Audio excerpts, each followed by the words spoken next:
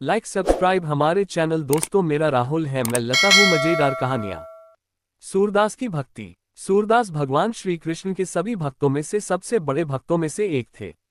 वह श्री कृष्ण से इतना प्रेम करते थे कि उन्होंने उनके सम्मान में 1 लाख से भी अधिक भक्ति गीत लिखे।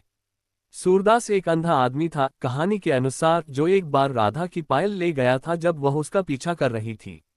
जब उसे वापस करने के लिए कहा गया तो उसने ये कहते हुए इनकार कर दिया कि वह उसकी पहचान की पुष्टि नहीं कर सकता क्योंकि वह अंधा था। इस बिंदु पर कृष्ण ने उन्हें दृष्टि का आशीर्वाद दिया, जिसके बाद सूरदास ने कृष्ण से फिर से उनकी दृष्टि दूर करने की विनती की। जब उनसे पूछा गया कि क्यों, उन्होंने कहा कि उन्होंने कृष्ण को देखा था और कुछ और नहीं था जो वह फिर से देखना चाहते थे। नैतिक सबक। ये कहानी आपके बच्चे को बिना शर्त प्यार करना सिखाएगी और उन चीजों के प्रति भक्ति प्रदर्शित करेगी जिनकी वह परवाह करता है।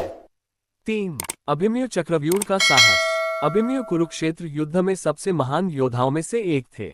जब उनकी मां सुभद्रा उनके साथ गर्भवती थी, उनके पिता अर्जुन ने उन्हें चक्रव्यूह युद्ध गठन तकनीक सुनाई। अभिमन्यु ने गर्भ से पूरी तकनीक सीखी, लेकिन अर्जुन के गठन से बचने के तरीके का खुलासा करने से ठीक पहले सो गया। युद्ध के दौरान अभिमन्यु कौरव सेना द्वारा बनाए गए चक्रव्यूह के अंदर फंस गया था।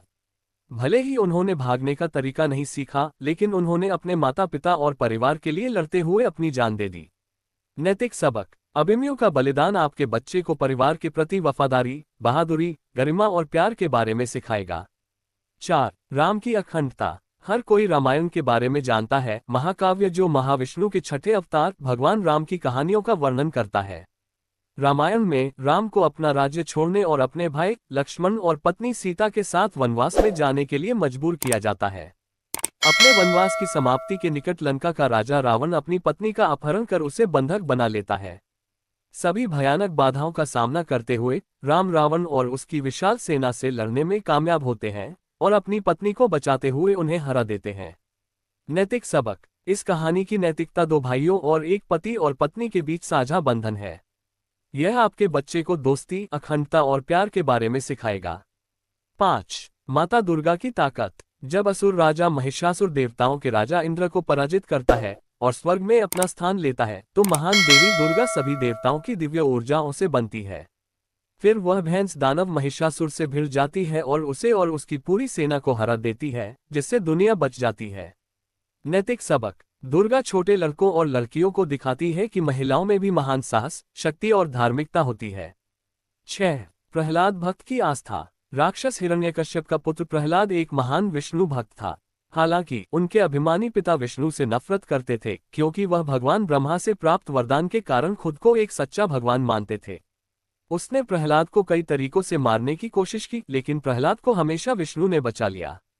प्रहलाद के जीवन पर हिरण्यकश्यप के अंतिम प्रयास के बाद वह विष्णु के मानव सिंह अवतार नरसिंह द्वारा मारा गया। नैतिक सबक। ये कहानी बच्चों को आस्था, भक्ति और धैर्य के मूल्यों के बारे में सिखाएगी। 7. अर्जुन का फोकस। पौराणिक कथा। जब पांडव छोटे थे तो उन्होंने युद्ध के स्वामी द्रोण के अधीन प्रशिक्षण लिया।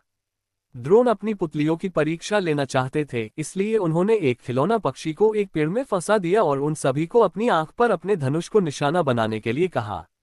जब उन्होंने उनसे पूछा कि वे क्या देख सकते हैं, तो पांडवों ने अलग अलग जवाब दिए, जैसे कि पक्षी, पत्ते, पेड़ और इसी तरह, और चुप गए।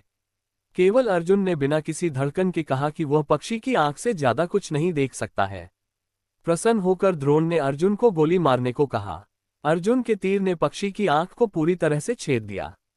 नैतिक सबक। ये फोकस और दृढ़ संकल्प के बारे में एक कहानी है जो आपके बच्चों को दिखाएगी कि वे वास्तव में क्या चाहते हैं और इसके लिए काम करने से उन्हें अपने लक्ष्यों को प्राप्त मिलेगी। 8. सीता की ताकत। राम और सीता के अयोध्या लौटने के बाद उन्हें राजा और रानी का ताज पहनाया गया और एक समृद्ध शासन शुरू हुआ।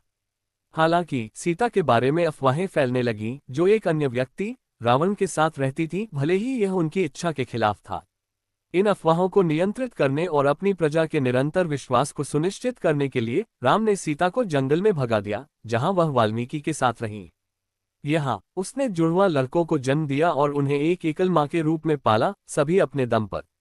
नैतिक सबक। ये कहानी बताती है कि कैसे इस तरह की प्रतिकूल परिस्थितियों का सामना करते हुए महिलाएं अभी भी मजबूत, बहादुर और स्वतंत्र हो सकती हैं।